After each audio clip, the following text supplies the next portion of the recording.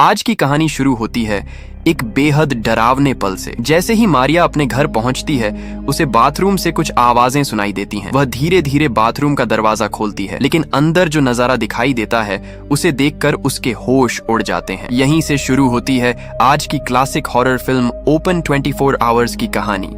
मारिया अभी अभी जेल से रिहा हुई है। उसकी सजा पूरी हो चुकी है। रिहाई के बाद एक अधिकारी उसे एक 24 घंटे खुलने वाली कन्वीनियंस स्टोर में नाइट शिफ्ट की नौकरी दिलवाता है। इंटरव्यू के दौरान दुकान का मालिक उसकी फाइल देखता है। उसमें लिखा होता है कि उसने अपने बॉयफ्रेंड को आग लगाकर जलाने की कोशिश की थी, जिसकी वजह से उसे जेल हुई।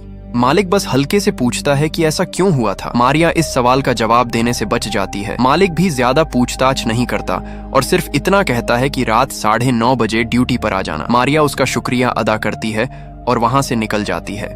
लेकिन जैसे ही वह अपने घर पहुंचती है, वही डरावना मंजर उसके सामने आ जाता है। उसे अपने एक्स बॉयफ्रेंड जेम्स का चेहरा दिखाई देता है। मारिया हैरान रह जाती है, क्योंकि जेम्स तो जेल में उम्र कैद की सजा काट रहा होना चाहिए। फिर वह यहाँ कैसे हो सकता है? डर के मारे मारिया तुरंत दरवाजा बंद कर देती है। घबराते हुए वह अपनी दवाई खा लेती है। कुछ देर बाद उसकी हालत थोड़ी संभलती है। जेल जाने के बाद से उसे एक गंभीर मानसिक बीमारी हो गई थी। उसे अक्सर ऐसी चीजें दिखाई देती थीं जो असल में होती ही नहीं थी। अभी जो उसने जेम्स को देखा था, वह भी उसी बीमारी का असर था। थोड़ी देर बाद वह अपना मन शांत करने के लिए बाहर टहलने निकलती है, लेकिन अचानक उसे फिर से सड़क के दूसरी तरफ जेम्स धीरे धीरे चलता हुआ दिखाई देता है। वह घबराकर दोबारा देखती है, लेकिन इस बार वहाँ कोई नहीं होता। तभी उसकी सबसे अच्छी दोस्त डेबी उसकी घबराई हुई हालत देखकर पूछती है कि आखिर उसने क्या देखा।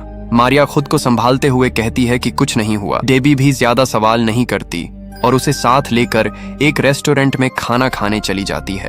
खाना खाते समय मारिया काफी देर तक सोचती रहती है। आखिरकार वह डेबी को बताती है कि उसने पार्क में जेम्स को देखा था। उसे शक है कि जेम्स शायद जेल से भाग निकला है, लेकिन डेबी उसकी बात पर यकीन नहीं करती। वह कहती है कि जिस आग में जेम्स बुरी तरह जल गया था, उसके बाद उसका ठीक से चल पाना भी मुश्किल होगा। जेल से भाग निकलना तो बहुत दूर की बात है।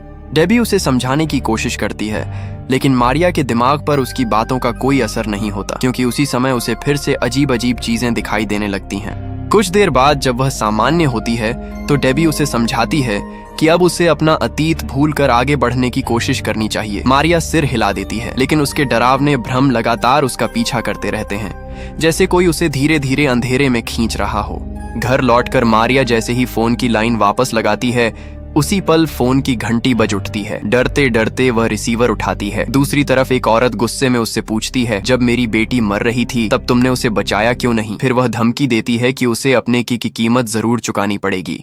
मारिया डरकर तुरंत फोन काट देती है, लेकिन सिर्फ 1 सेकंड बाद ही फोन फिर बजने लगता है। घंटी लगातार बजती रहती है, जैसे कोई उसका पीछा नहीं छोड़ना चाहता। घबराकर वह फोन की तार ही निकाल देती है। उसे लगता है कि अब सब खत्म हो जाएगा, लेकिन उसके दिमाग में वही आवाजें गूंजती रहती हैं। डर इतना बढ़ जाता है कि वह पूरा लैंडलाइन फोन उठाकर जमीन पर पटक देती है। फोन टूट जाता है और घंटी बजना बंद हो जाती है। मारिया समझ जाती है कि अब उसे सिर्फ अजीब चीजें दिख ही नहीं रही, बल्कि ऐसी